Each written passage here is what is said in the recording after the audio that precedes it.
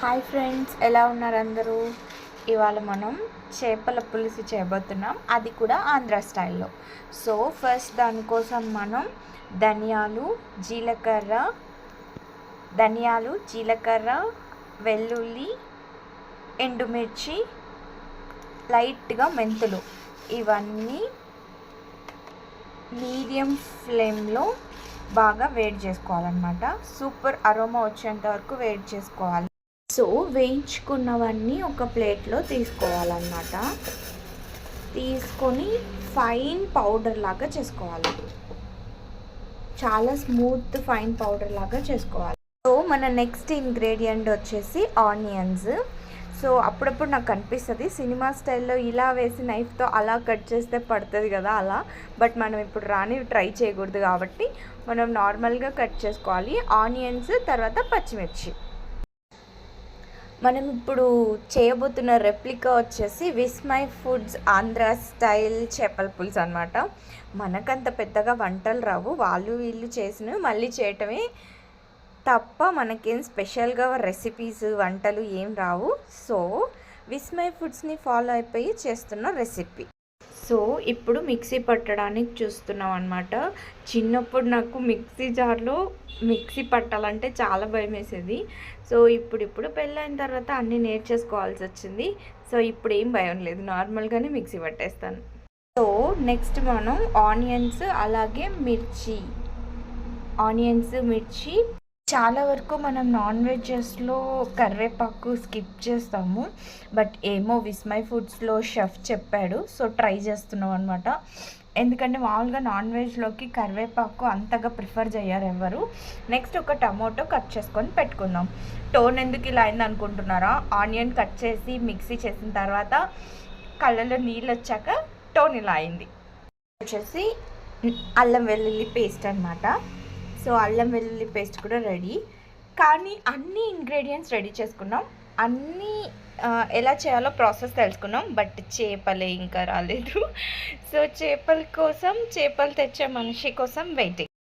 Next మనం మట్టి కుండలోనే చేయబోతున్నాం ఈ చేపల పులుసు. సో ఇదే మన మట్టి కుండ ఆఫర్ చేపల పులుసు. సో చేపల పులుసులోకి మనం ముద్ద చేసుకోబోతున్నాం అన్నమాట. సో ముద్ద కోసం రేషన్ బియ్యం, మా సైడ్ అయితే రేషన్ బియ్యం అంటారు, మరి మీ సైడ్ ఏమంటారో కమెంట్ చేయండి. చేపలు కూడా రెడీగా ఉన్నాయన్నమాట. చేపలు వచ్చినాయి అంటే వీటిలో వేరియేషన్స్, డీవియేషన్స్ అవన్నీ మనకు తెలియవు. సో వాళ్ళు ఏం తెస్తే వాటినే మనం వండడం. సో క్లీన్ కూడా చేసేసారు, సో క్లీన్ ఉన్నాయన్నమాట. So let's get in to the process. మనం మట్టి పాత్ర పెట్టుకున్నాం కదా దాంట్లోనే. సో మట్టి పాత్రలు టిప్ ఏంటంటే, మట్టి పాత్రలు ఎక్కువగా వేడి చేయకూడదు. వేడి చేస్తే ఇది అంటే అప్పట్లో లాగా వాళ్ళే చేసుకోరు కదా, వేరే వాళ్ళు చేసినవి మనం కొనుక్కొని వచ్చుకుంటాం కాబట్టి వీటిని ఎక్కువగా వేడి చేస్తే విరిగిపోయే ఛాన్సెస్ ఉన్నాయి. కాబట్టి మనం మట్టి కుండలో చేసేటప్పుడు ఎక్కువగా వేడి చేయకూడదు. నెక్స్ట్ సో ఆయిల్ వేసుకున్నాం అన్నమాట. నాన్ వెజ్ వాటికి కొంచెం ఆయిల్ ఎక్కువనే పడుతుంది, అలా వేసుకుంటేనే బాగుంటుంది కూడా. సో నేనైతే వంటలు అన్నింటికి కోకోనట్ ఆయిలే యూజ్ చేస్తాను. సో నార్మల్ కిచెన్ మొత్తం కోకోనట్ ఆయిలే ఉంటుంది, కోకోనట్ ఆయిల్తోనే అన్నీ చేస్తాను. ఎందుకంటే అరోమా చాలా సూపర్ ఉంటుంది కోకోనట్ ఆయిల్తో వంట చేసుకుంటే, అండ్ హెల్దీ కూడా. నెక్స్ట్ కరివేపాకు, మళ్ళీ మనం ఇందాక పేస్ట్ చేసి పెట్టుకున్న ఆనియన్ టమోటో పేస్ట్. సో దీన్ని బాగా పచ్చి వాసన పోయేంత వరకు వేయించుకోవాలన్నమాట.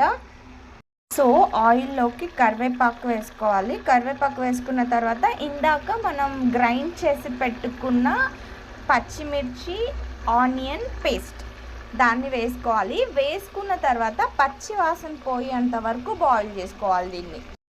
నెక్స్ట్ ఇంగ్రీడియంట్, ఇది లేకుండా చేపల పులుసు ఉండదు, చింతపండు. సో చింతపండుని కొంచెంగా గిన్నెలో నానబెట్టుకోవాలి. ఇలాంటి చిన్న గిన్నెలు నాకే సాధ్యం, మా అమ్మ ఇస్తుంది. సో ఇందాక ఆనియన్ పేస్ట్ వేసుకున్నాం కదా, దాని తర్వాత అల్లం వెల్లుల్లి పేస్ట్ అలాగే టమాటో వేసుకొని మీడియం ఫ్లేమ్లో ఆల్మోస్ట్ ఆయిల్ సపరేట్ అయ్యేంత వరకు కుక్ చేసుకోవాలి. సో మట్టి పాత్ర కాబట్టి కాస్త త్వరగానే అయిపోతుంది, బట్ స్టిల్ అయ్యేంత వరకు వెయిట్ చేయాలి. సో ఇది బాయిల్ అయిపోయింది. ఇప్పుడు మనం చింతపండు పులుసు పోసుకుంటున్నాం అన్నమాట.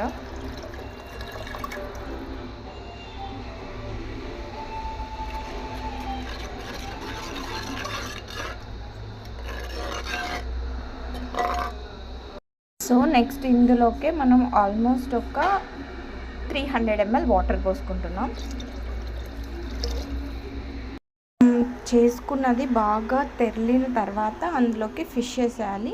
ఫిష్ వేసిన తర్వాత మనం ఇందాక గ్రైండ్ చేసుకున్న పౌడర్ ఉంది కదా, లైక్ ధనియాలు, జీలకర్ర, మెంతులు, వెల్లుల్లి, ఎండుమిర్చి, ఆ పౌడర్ వేసుకోవాలి. ఇంకా గరిట అస్సలు పెట్టకూడదు, అలాగే బాయిల్ అయిపోతుంది. సో మీన్ టైం మన రాగి ముద్ద కూడా రెడీ అయిపోయింది.